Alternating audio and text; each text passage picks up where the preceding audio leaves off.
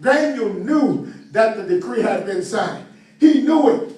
Watch this. Sometimes the devil gets us because he allows us to see what people are doing, and then he allows us to go home and we let it fester.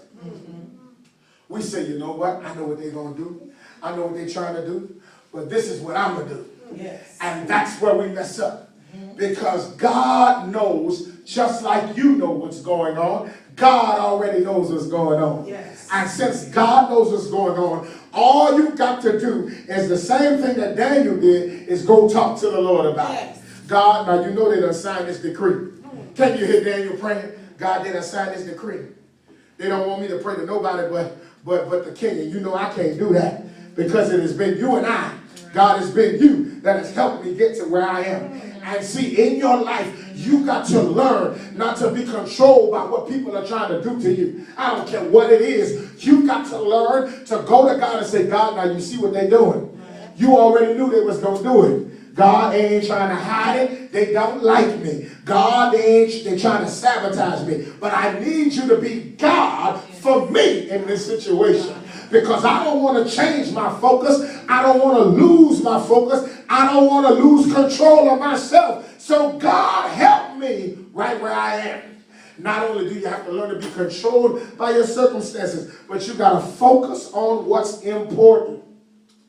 Got to focus on what's important. The Bible says that Daniel says when he knew that the decree was signed, what did he do? He went up in his house. He went upstairs to a small guest room in his house where he apparently had been praying every day. He opens up the window and he faces toward Jerusalem and he kneels down and he starts praying. Yes. You got to learn to focus on what's important. Watch this. The biggest technique, if I can say a strategy, that the devil tries to use with us is distractions. Yeah. See, watch this. So many of us, when we hear things about ourselves that are negative, what we go do? We go run around trying to put out that fire. Instead of going to our secret closet and saying, God, you know they messing with me. I ain't gonna let it, I'm trying not to let it get to me. I'm mad, God, but I ain't gonna let them know I'm mad. I want to cuss, God, but I ain't gonna cuss. God, I need you to help me. Daniel does not go to the king to ask for help. He could have, but he didn't. He didn't go to the brothers that was trying to stop him, right? Or knock him and say, you no good dogs, I see what you're trying to do, it ain't gonna work. Daniel didn't say anything to anybody but the Lord.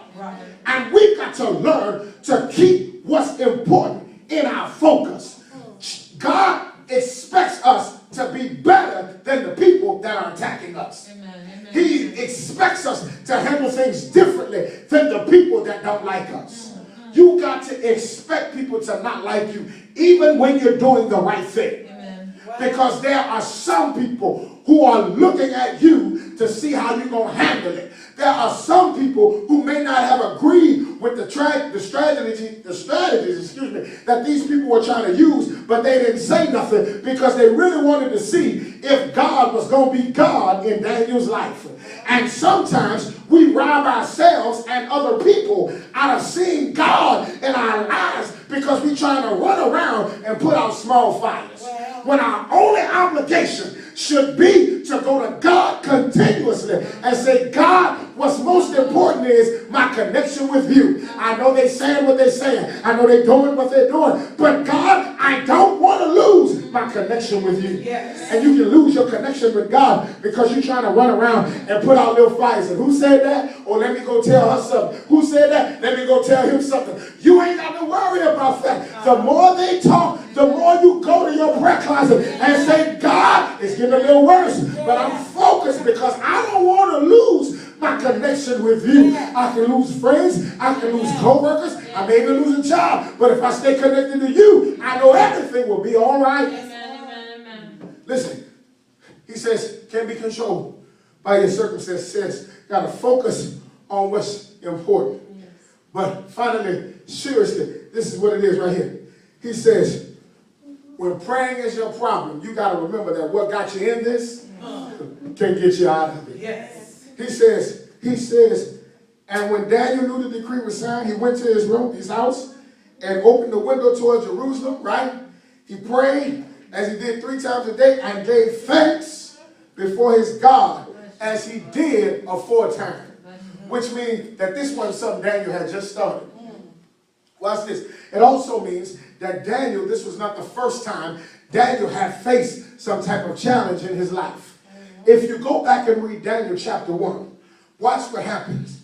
The same king, Nebuchadnezzar, who tried to put Shadrach, Meshach, and Abednego in the fiery furnace that we talked about last week. Yeah. Remember them? That was the same king who had picked Daniel and the 3 Hebrew boys. Watch this. They were trying to take over the country. And so some of the workers for the king said, King, we need to go get some of these Israelites, some of these boys that know what they're doing. Watch this. We need to go get some of these people that know how to do what we got to do. Now watch this. This is where it gets tricky.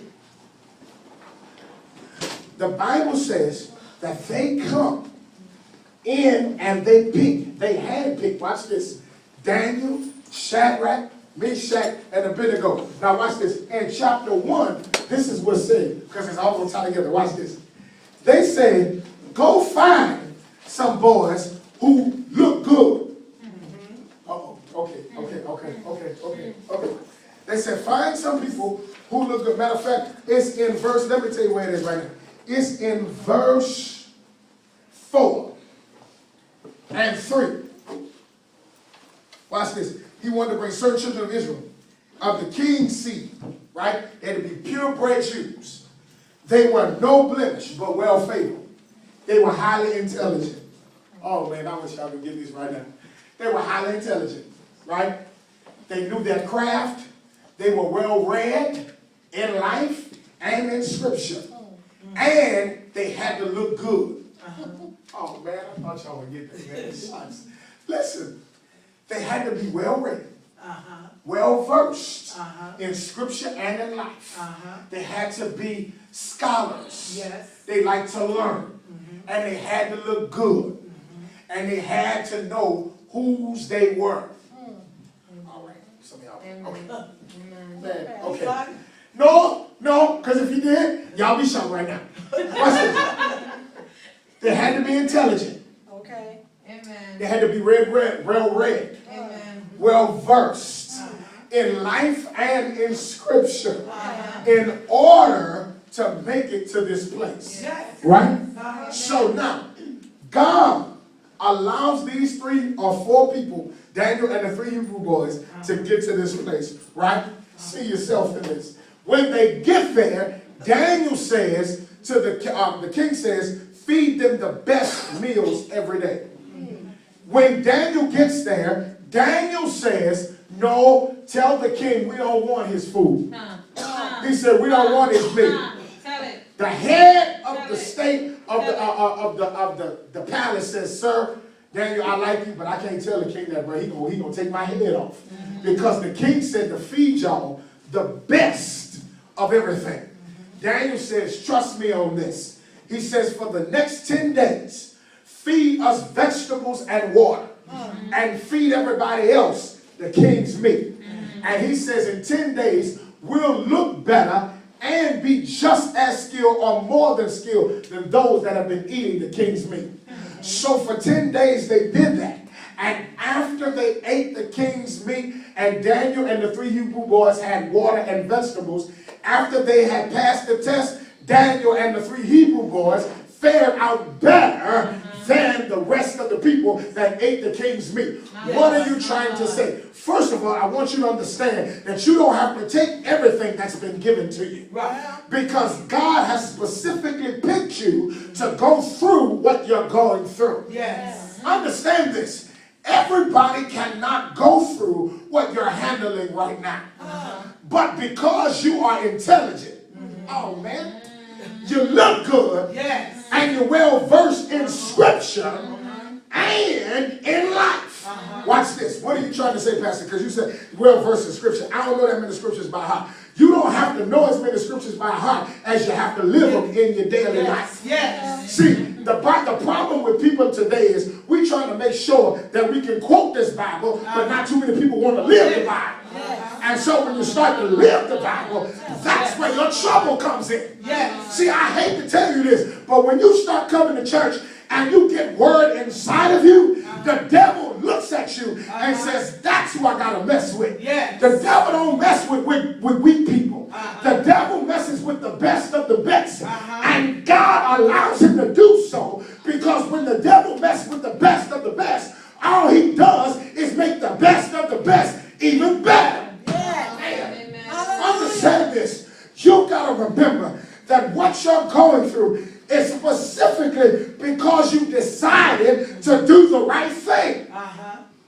And so Daniel says, since I understand this, then what got me in this will get me out of it. Okay. So understand this. Here we go. I'm through, I promise. That's the whole message right there. Here we go.